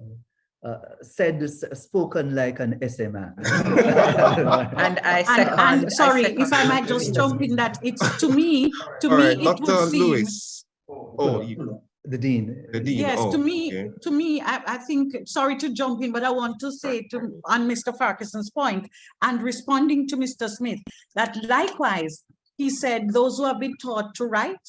So the writer, the language writer, the communicator is usually the one who is going to teach communication, teach English, and that's what they do. So you are telling me that I must know what you do, and I must learn what you do, and I must be tested based on what you do, and what you went to university to learn, and so I must now adapt to it. That's what you're telling me. Exactly. And no, you know, I want, so I'm agreeing with you, Dean. I'm agreeing with you, Dean. But to Mr. Smith, I'm saying, I'm very happy if the person who previously learned to write mechanical reports would come into a PhD program. Now they can pay me to teach them to write articles. There you go. There you go. No, or it's offered as a course, but it's an understanding that the skills are different. And I go back to the point that we have to think about, and here I am not trying to limit people's education. I'm saying in a situation where we have limited resources, yeah, do you spend time trying to teach a fish to fly? Well, they have flying fish. The cow to climb the tree. Do you spend time doing that? Or do you spend your time ensuring that when you put out this engineer, yeah, and that person prepares a report for a client, it is well done and it suggests that this person is competent, because your engineering student may never have to write an essay in his or her life, yeah? But, and I maintain, if that person wants to write, now it's a good facility to have. The other day I organized an event and I needed to announce it, and I sat down the night and I wrote a press release for the event. Now I have that skill. It would be great if everybody had that skill, but not everybody will have all the skills. And I do believe that people will get the skills that they are interested in, but you have to start by laying the foundation in their particular field. All right, point taken. Dr. Lewis, over to you. Thank you very much, Mr. Moderator. Are you hearing me? Yes, I am. All right. Dr. Farquharson, you had made a point that I think I want to go back to. That's critically important, I think, in responding to the point that was raised by Professor Barrett and by Dr. Shakespeare. The matter of how technology reconfigures language. I'm not sure that many of us pay enough attention to that. The fact that the idea that the book and all the institutions of the book, so the dictionaries, the academies, if you go into French and Spanish and so on, the grammar architecture that supported learning language in a particular dispensation, that has become obsolete in this technological dispensation. I don't think that enough of us who teach language, teach writing, have begun to reflect on these things. So just as you demonstrated very, very effectively by talking about the arrangement of words in a dictionary, and the reason that that had to be done when we had book technology dominating communication, the fact that now we do not need those skills, that part of the discussion in academic circles where we teach writing and language and so on, that part of the discussion is very absent. I have been trying here at UTech for a number of years to begin that discussion, but you constantly get the rebuff because people are not comfortable at looking at the fact that language, writing, all of these elements are configured by the technologies of the times. The internet, the information superhighway, whatever we call it, all of those elements have reconfigured language and writing and so on. And it's time for us to move the discussion in that direction. We're still talking about book technology. All our discussions, most of our discussions about language and communication relate to book technology. We have not moved into the current space technologically, and that is where we need to go. Dr. Farquharson, do you wish to respond? No, I think the point was well made. Should I choose my words carefully? We work best within, a lot of us work best within our comfort zone. Yeah. And for those of us who teach, we tend to stick to what we know. Although sometimes, I will tell you, I don't know if the students share the sentiment, but one of the courses I think I teach the best is the course in the area that I feel less able. So when I was returning to Jamaica and to UWI, and several months out, they wrote me and said, would you be willing to teach X course? And I said, well, you know, if everybody who can teach it is either sick or dead, then you may consider as a last resort. And they said, please prepare to teach. It's the course that I've had the most fun with, because there I have to drop all pretense that I know what I'm doing. I mean, I know more than the students, but then I know what a student is going to experience because I am not so sure on all of the concepts. And then I remember in my second year teaching it, a light bulb went off. And I said, my God, I learned this course in 2000, and I taught it last year, but I'm just understanding this concept now. And so I think, you know, because we operate in our space of comfort, that's why we stick with the essay. And when I do academic quality assurance at UWI, when I was deputy dean for graduate studies, and I did academic quality assurance, I kept on saying to my colleagues, does this course really need an essay?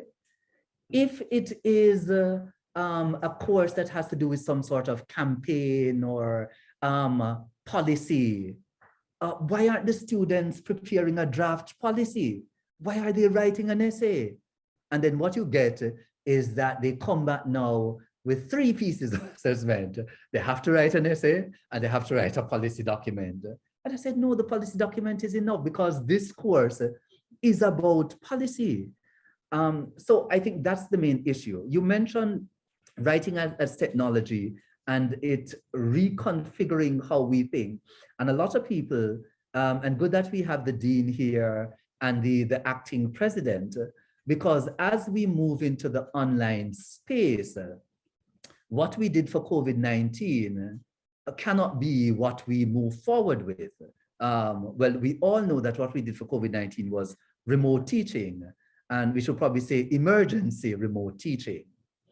Because what happened is that academic administrators, for accountability purposes, still expected you to use the technology, be creative as possible, but still be in front of a class for 2 or 3 hours. And that's not true online learning. So how are we going to change a system where those at the top understand that if I am going to spend time converting this course into a true online course, then it is, then you can't expect me now to go and teach 15 hours for the week. Yes. And in fact, we should be learning from our practice. And so there must be some sort of trade-off, because preparing a course for online is a whole lot of work. In the last cost I saw, and I might be, it wasn't less than $2,000 US. And I think I'm undervaluing it for creating an online course. And it might have been closer to 5,000 US, thereabout. It's a costly venture, costly monetarily and in terms of time. But when you put in that time, will administrators still require you to go and stand before or to be in a Zoom session with the students for 3 hours or for 2 hours? That time could have been spent on research, and then based on that research, developing new, more interesting, more engaging materials. And that's something that lecturers and academic administrators will have to think about going forward. All right, thank you so much, Dr. Farquharson. Shalika Boris, over to you. Your 2 cents. Thank you. Good evening, everyone. I have been enjoying the discussion and I've garnered a lot of insights. Maybe Dr. Farquharson can say, like Rolando, that I'm an essay person.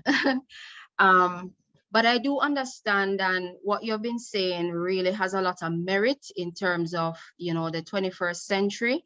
But I still want to add, though, that the essay, what the essay does is that it provides foundation. It does provide foundation for the students. And it's not just, okay, we have this structure and you need to work with this structure, but the essay provides, students garner a lot of skills from essay writing. They have to understand, they have to research. It allows them to think critically. They have to source information. It helps them with grammar. It helps them with organization. And many of my students, they have said to me, Miss, thank God that you're teaching all of this, because I can now use it in all the other courses. So even if it doesn't extend fully to the workplace, which they have stated that it does, it's helping them in their own educational pursuits. So all the other courses that they have to do, even if the structure is not the same, because I make sure that I tell them, guys, you may not be required to write a topic sentence here, and then you have to do it like this. In other disciplines, it might be different, but the structure, the organization I want you to have, using your transition and your hedging words and all of that, I believe that the essay provides that foundation, especially at this level.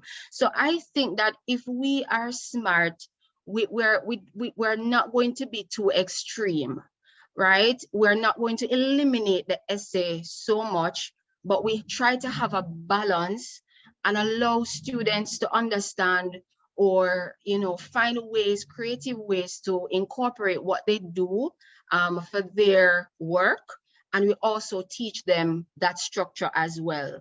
Dr. Farquharson mentioned the course at UA about the policy development and the essay, and I understand why they would incorporate the two, because they want them to have that foundation in order to create that policy document, because we would have stated, and we can all appreciate that writing is very difficult, right? And so by providing that structure, it gives students an easier way to look at writing on a whole.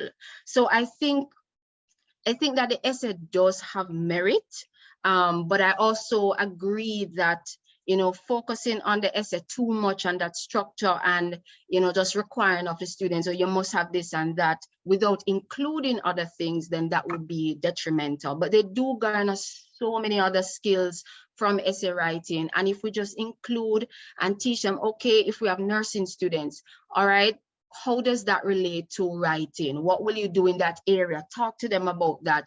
An engineering student or this student, you know, how do we, when it's time for you to write, how will you write? Or if we're not sure, ask the students, guys, in your particular area, what are you going to be writing? And based on what we're going through now, how can you apply what you've learned in academic writing or academic literacies now to your particular work, what you are going to be doing, right? But I must admit that students have been very grateful for the opportunity to have this particular outlining of how they should put information together, because it really helps them in other areas, in other courses, even to write an email. Somebody said, Miss, I feel more comfortable. Somebody said, Miss, there are so many supervisors and so on in my workplace. And Miss, the amount of errors I see them making, Miss, and I feel so bad I can't even point it out to them. But Miss, all the things you're teaching and the comma splice and the run-on, Miss, I've seen all of those things. And it shows me that they're applying the information and not just using it for academic writing or academic literacies. They know they're extending this to other areas. So I still believe that it has some merit. Maybe I'm too much of an essay person, so I will think about the other areas and now incorporate that in my teaching, but I really, really believe that it has merit. I would be sad to see the essay structure go. All right, Ms. Boris, they're advocating for the essay structure, but at the same time, still speaking about the importance of balance and seeing how it is that we can tailor essay writing, the teaching of essay writing to the various disciplines. Thank you very much, Ms. Boris. Jay Bartley Bryan, I see your hand and I'm coming to you right away, but one of our panelists, Ms. Brown, would like to interject here, and then I'll go back to Jay Bartley. So Ms. Brown, go ahead. Thank you, Mr. Smith. So I am not an essay person. What I am is a writing person. I like the idea of students writing. So the question we ask now, how do we twin writing with the technologies? That's important. What we started doing at Edna is we developed a new course. We called it Academic Discourse in the Arts, and it's collaborative in nature. So we talk to the persons who teach drama. We talk to the lecturers of music. And so we have the discourse within. It's a lot of work in that we have to do readings before, because as I said before, when I got into Edna, I was new. I'm coming from UTech, which is traditional, going to a cultural space. So I didn't know much about visual arts, didn't know much about dance, drama, music, arts management. And so it's still, for me, a learning process. And so we have the arts management students writing press releases and memos. So they're writing. And so how do you translate that into the digital space? You have them doing blogs. You have them doing wikis. You have them using social media. And those are things that they like. You have them creating flyer, Canva. One of my students told me the other day, oh, Miss, you can do this online. You can create your, and I went and I downloaded Canva, and you want to see me writing folders and writing flyers, and the students enjoy that. And I said, oh, you know, I did this. So it's teaching learning process. They're still writing, but it's not an essay. And so it's not as boring. You're still teaching them the base subject verb agreement, comma splices, structure coherence, all the academic literacies that you can capture, but it's not traditional learning. It's learning that is moving into the digital space that we want to go. Point taken, point taken. Jay Bartley. Thank you very much for that. For this Brian, opportunity. Jay Bartley Bryan. Right, and to also commend all the organizers of this panel discussion or forum and all who have shared. And so I just wanted to pick up on one of the threads regarding the very technologies that are changing, even as we are trying to even just catch up to one level and then to move forward. And so I go back to my favorite definition of technology, which is man's ability to utilize all that he has around him and even that which hasn't been invented yet to really resolve and to solve his problem.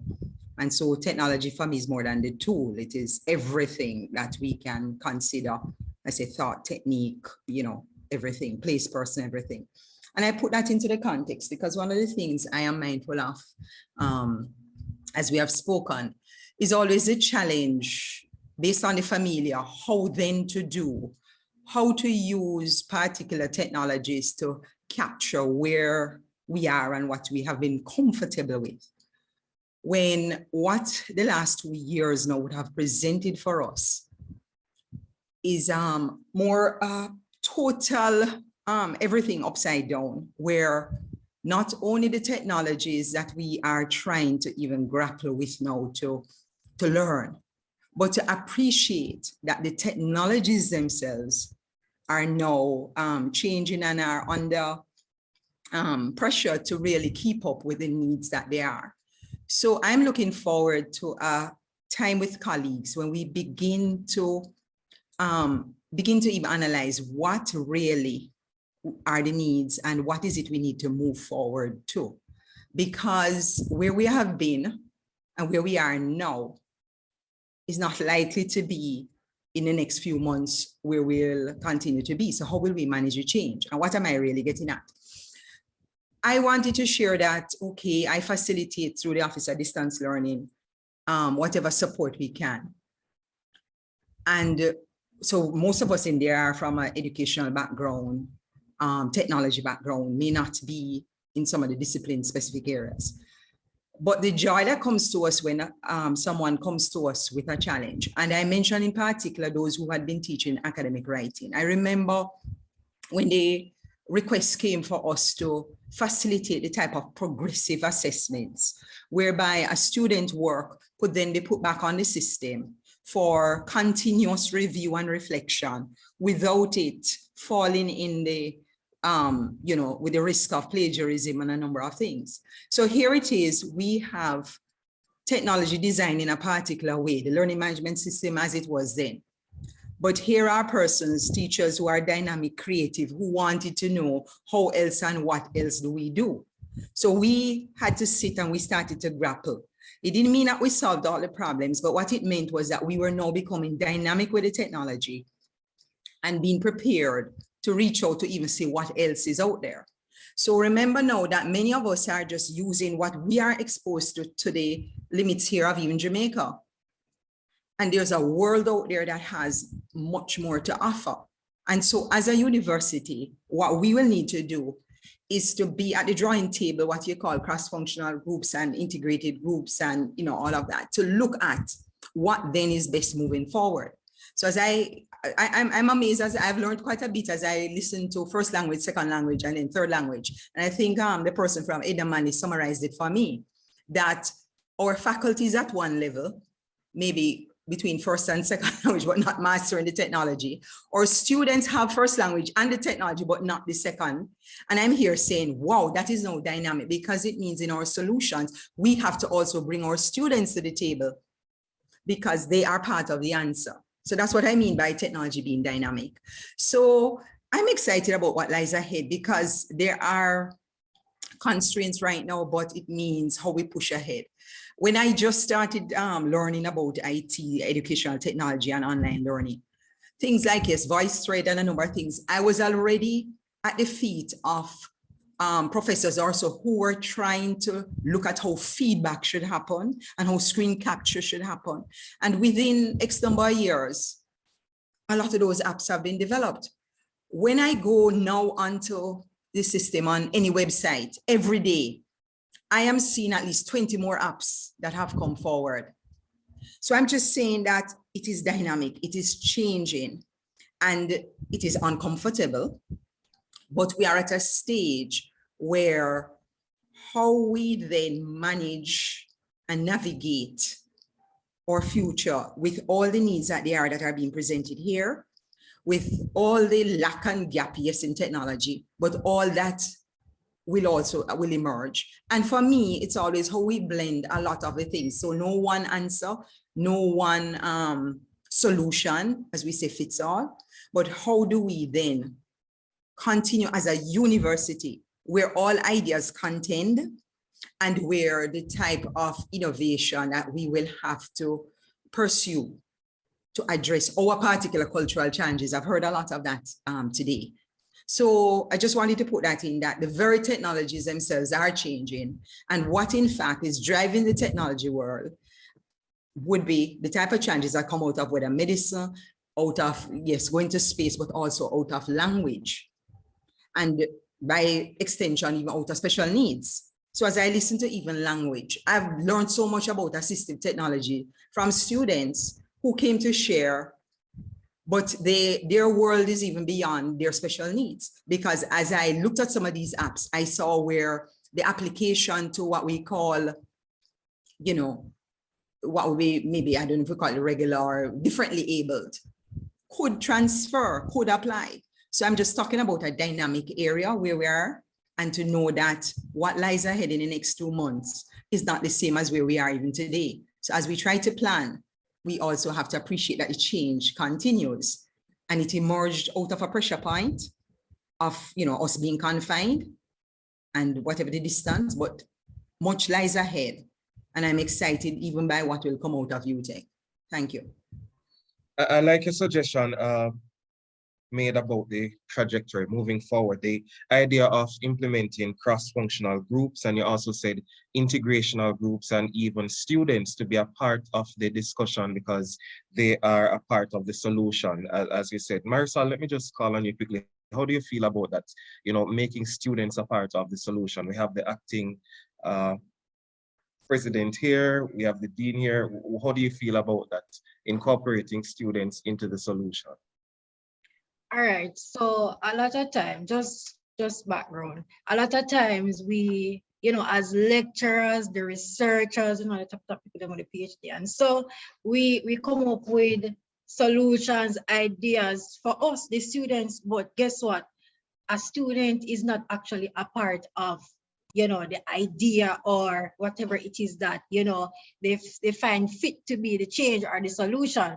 And so even in leadership, when it comes to, like, you know, putting out, for example, when it comes to finding solution with academic issues, you know, it's just all about, you know, the researchers, the person with the PhD, but at the same time, your target audience is actually, you know, to impact students, to ensure that, you know, they are enhanced in the academic literacy, whether it is, you know, within their area of interest. You have to ensure that, I think it's good to have a balance. I've been a rep, I've learned about balance.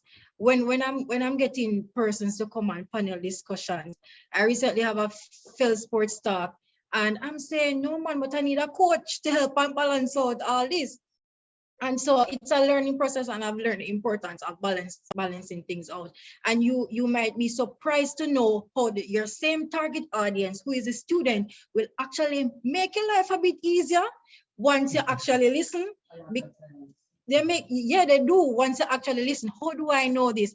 As a representative, whenever it is that you are coming up with initiative ideas, yes, you have your committee, but if you are putting forward something that the student probably already have, then, you know, if you had actually do your research, I'm actually trying to be more data driven. I know that there are some things that, you know, but when you actually are data driven and, like, you try to gather information, you get to understand what it is that students truly need, and then you work with that.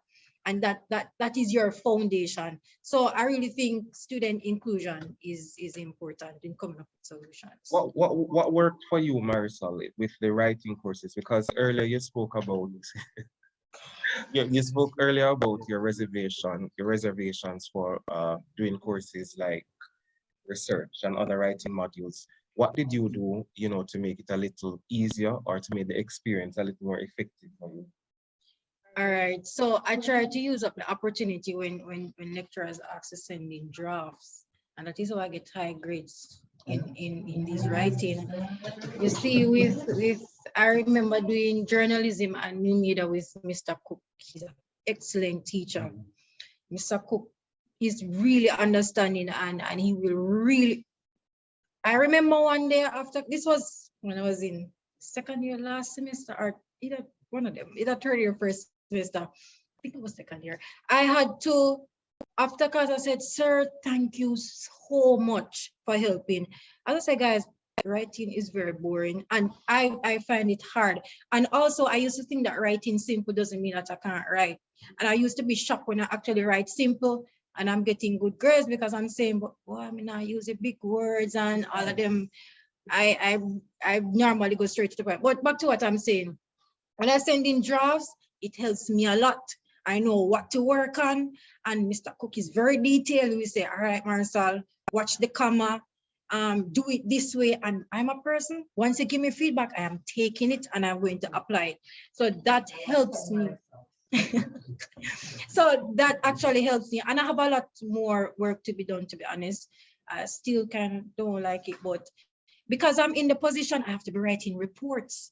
And it actually helping me now, to be honest, writing these reports. It helps me to be more concise and summarizing. So yeah, that's what helps me, to be honest. Feedback. And just for the students out there, it is okay to ask for help. If you know that you're struggling, like I must have been really good on it, it's okay to ask for help. And I ask students for help. Sometimes I say, can you, like, if me know them up there and better than me, I will say, could you review this for me, please? And yeah, I still get in there, but feedback is important. Very good. Thank you very much. Dr. Lewis, final comment from you or question, and then Yes, we are going thanks. to wrap up our discussion here. Go ahead, Dr. Lewis. Thanks, Mr. Smith. It's just a small point I wanted to make in response to my colleague, Mrs. Boris Melville. When book technology Sorry, Dr. Lewis, it's Miss Boris, not, this is a different person. My apologies. All right. Okay, that's fine. Okay, we are twins, so yes, you do have, my apologies. When we had the shift from manuscript writing to print technology, the monks who used to sit in their abbeys and write for hours on end had a problem with the new technology of printing, because all kinds of things were going to happen with this new technology. Eventually, we abandoned manuscript writing. We weren't sitting down for hours and writing books. We started. People were going to become illiterate because they didn't have to write things out by hand, books out by hand. Precisely, right? So we have to be careful of that kind of thinking, that because we are accustomed to doing things a certain way technologically, that it is foundational and so everybody needs to learn it.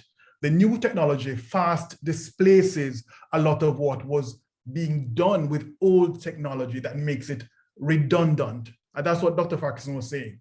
We have to begin to think like that.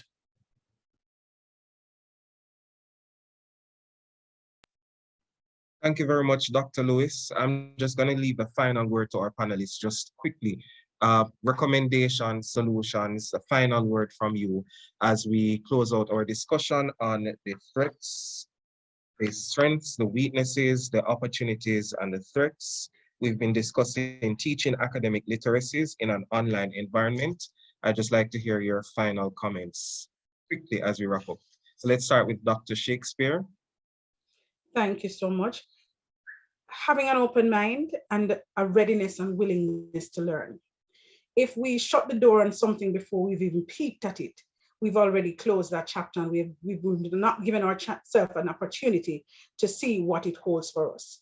So being optimistic and being willing to see what is out there. Now, if you try it and you find it doesn't work for you, I understand, but being open to the possibilities that technology affords, and extending, giving of yourself to learn it, because just as how Dr. Farquharson said earlier, it is a lot of investment of time, because we have to learn, unlearn, if there's such a thing as relearn, because the way we've been using some stuff in our personal life, we can't necessarily carry that over into the educational space. And so we have to make some adjustments. So there's a need for us to give the technology a chance. Of course, putting the fear aside that you're losing, because you have that which is structural, you're going to hold that. But see what the technology affords.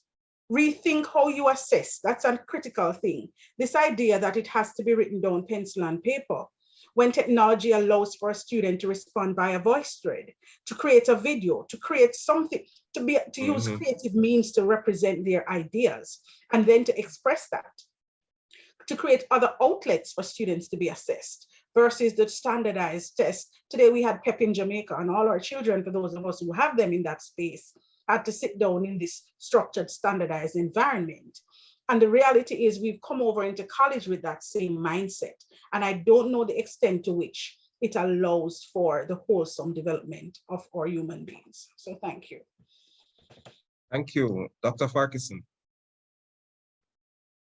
Okay, thank you. I think the points made by Dr. Shakespeare were well made. So let me, and I'm very deliberate here, because we have the acting president and we have the dean. We have to think carefully about how we move forward. And this has to do now with delivery, how we take up that delivery, and how we prepare and engage staff for doing that delivery. And this comes back to my point about the amount of work, the investment that is needed. I know this is important for everybody, but especially a place like UTech, I think, is primed for online, because so much of what online involves, you have all of the skills here, but that there has to be a serious conversation and forward planning with staff in trying to understand what exactly is involved and how you do that trade-off that I spoke about in terms of time spent preparing material, and then to refocus staff into looking at the delivery as it is and doing research based on that, so that we can constantly improve, because this is new for most of us. And so for the next 10 or so years, we will have to be in a mode of implementing and learning and changing, which of course is necessary for technology, because nowadays technology is around for a year or so and then it gets outdated. I think of UE that several years ago thought it was very forward thinking in having students submit their MPhil and PhD theses on DVDs. Now some people don't even know what a DVD is. So they had to change the regulations to allow electronic submission, probably on a thumb drive or via email, etc. So it's thinking about and planning how exactly are we going to tackle this. And this is bringing us wide off the academic literacies argument. But I'm ending where I started by saying a lot of the things we have to consider are not really with the online space, but all of those other things that we need to have in place to make the move to the online space effective. Thanks much. Thank you, sir. Ms. Brown? Ms. Brown? Oh, yes. All right. So my first thought as it relates to recommendation was just to play with the technology. I think a lot of us, we are scared of it because we're used to traditional. And so even within social media, how can we use social media? Play with it. How can we use the different apps that the students are using? How can we use them to our benefit? Yes, I know they don't want to do learning in that space, but it would give us sort of a more engagement with it. So play with it a little bit more so it becomes more familiar.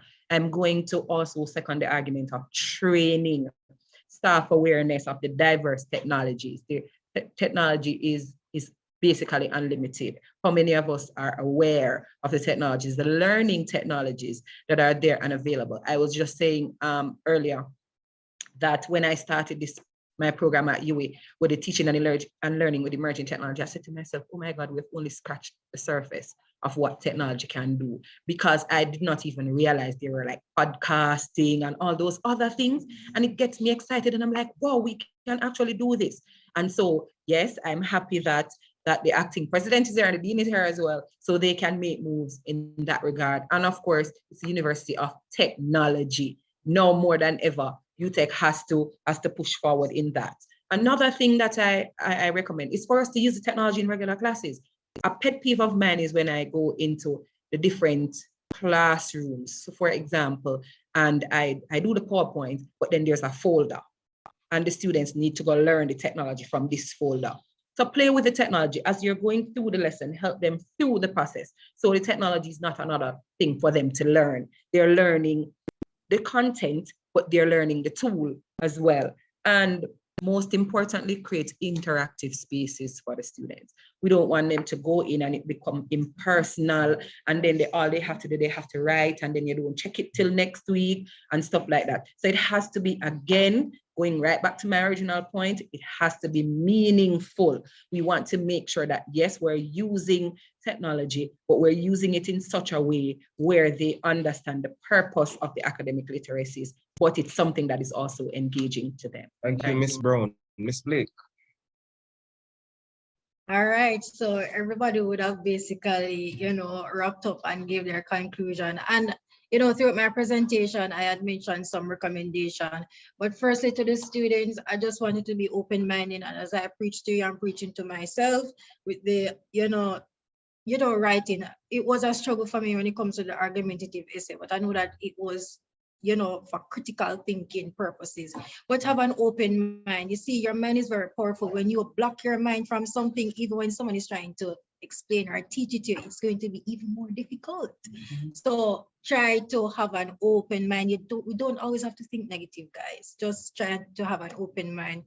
And as I am in agreement with the students, the recommendation that they made to be creative. I am at I'm sorry, I have to big up my lecturers. I have to big up Mr. Cook. Listen, we have to write. It's journalism, we have to write.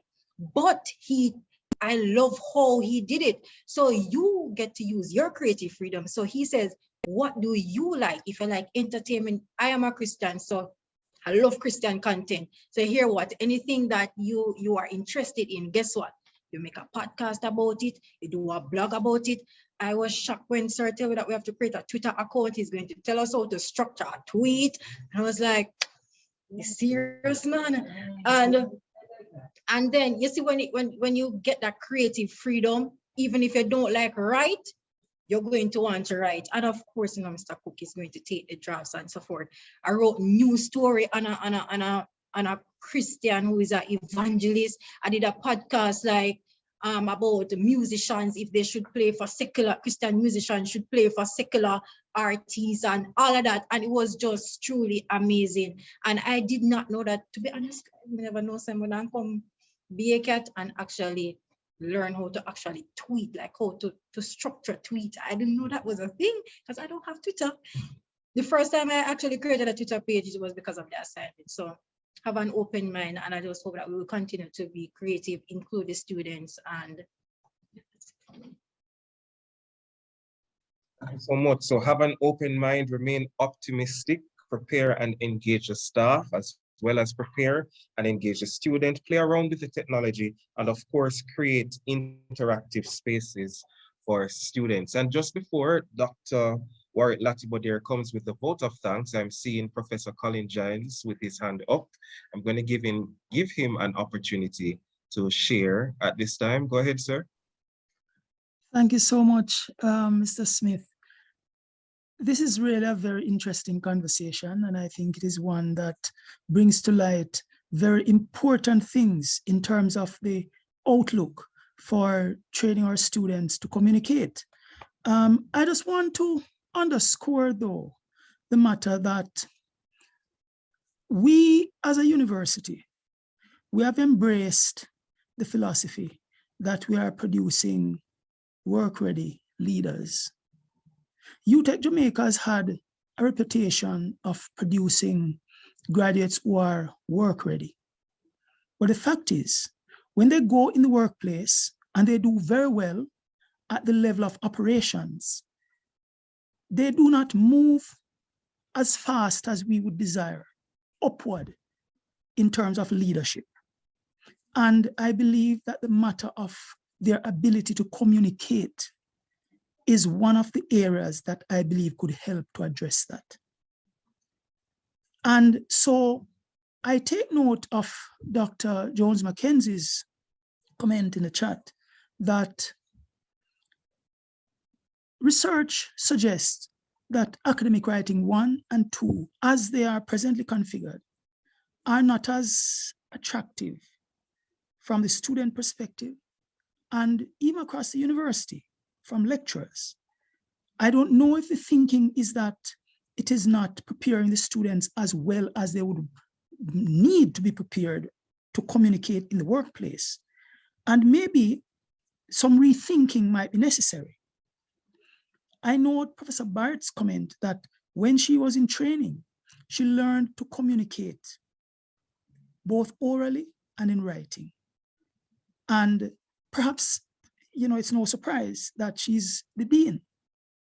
She has risen to a level of leadership in her field and among her peers. I believe being able to communicate in the language of society, in the language of leadership, is important. It's good to be a very good practitioner, but there's the need to move beyond just being a good practitioner to being able to influence in your field and even outside of your field in areas that impact your field. And so I strongly suggest that we perhaps do some rethinking and continue the conversation that we have started here. It may be good to look at courses that strengthen the skills in reading, writing, listening, and speaking. These are skills that every university graduate should have, so that going out in the workplace, you're not only able to work effectively as a practitioner, but you are able to communicate well and command attention and exert influence in your field and outside of your field. So those are just my few thoughts. And I just want to congratulate the organizers and those who have participated. This has been an excellent forum. Thank you very much. Thank you very much, Professor Colin Giles, sharing there about the importance of continuing this kind of conversation in order to strengthen the communication skills, strengthen and enhance the communication skills of our graduates here at the University of Technology, Jamaica. Dr. Warwick Latibodiere will now give us the vote of thanks. Will now give, rather, the vote of thanks. Go ahead, sir. It's always said that all good things must come to an end. We certainly appreciated this discussion that we have, and definitely the panelists, we want to certainly give you great thanks for this very riveting discussion that you have so spearheaded. Dr. Shakespeare, thank you so much. What stands out is the fact that you're not feeling well. No one would know, but yet you gave such a very good intervention. Dr. Farquharson, thanks for taking the time out, for coming from over UWI in order to share with us. I think you're a UWI staff member, but we can say that you're a de facto UTech staff member. Yes, and always been willing to share with us in different things of this intellectual level. Sorry, UTech was the first place I taught academic literacy. Ah, look at that. Wow. And here we have Mr. Dina Brown. Thank you so much. Happy that you came over from Edna to be with us. Ms. Blake, thanks very much also for the student perspective that you gave and the balance that you gave to the team. Professor Giles, very honored by your presence. And we got word, Professor Giles, that you were to be at another event, but you decided to be at this one. And we are so much appreciative, as you would have shown how you're privileging this type of discussion. Professor Barrett, thank you so much for always supporting activities of the center and also activities of the faculty. And for Rolanda Smith, boy, both chair and moderator. Boy, he tried to get out of one of those roles, but we had to hold him in them. We always appreciate your helping us out here at the LTRC, the valiant work that you have done being chair and moderator. We also want to acknowledge individuals who are specially invited, Dr. Clover Jones McKenzie, Professor Cooper, Mrs. Heather Williams Crosby, Dr. Jeanette Bartley Bryan, Dr. Ruth Pratap Singh, Dr. Sonia Richards Malcolm, Mrs. Wendy Ann Brissett, also Mrs. Joan Richards Goff, and also teachers from the ministry and students. We also would like to acknowledge Mrs. Michelle Beckford from Corporate Communication, and of course, former Dean, Dr. Rohan Lewis. We definitely want to thank the technicians because again, they're at the backbone of setting up the technology that, you know, is actually the center of our discussion. That's Siobhan Hibbert and Joel Smith. Thank you very much for always assisting us in the LTRC. And of course, we could never go without thanking Miss Miller, who I always give all the ends of trouble, and Mr. Shana Jarrett for playing a very important role in organizing and being behind the scenes. Boy, sometimes Miss Miller want to resign and so on, but I tell her that we'll never accept her her resignation despite the amount of stress we give her. We want to give everyone again a great thanks for being here and sharing in this very stimulating discussion.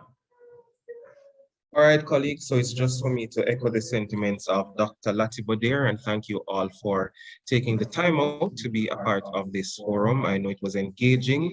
I know we all learned a lot. Thank you for sharing the different insights. Thank you again to the panelists, and we just hope that you continue to support the LTRC Language Teaching and Resource Center. And of course, I have to big up my own department, the BACAT department, the Bachelor of Communication Arts and Technology department. Marisol is giving me a thumbs up right here. And thank you all for participating, and do have a great evening. Thank you so much.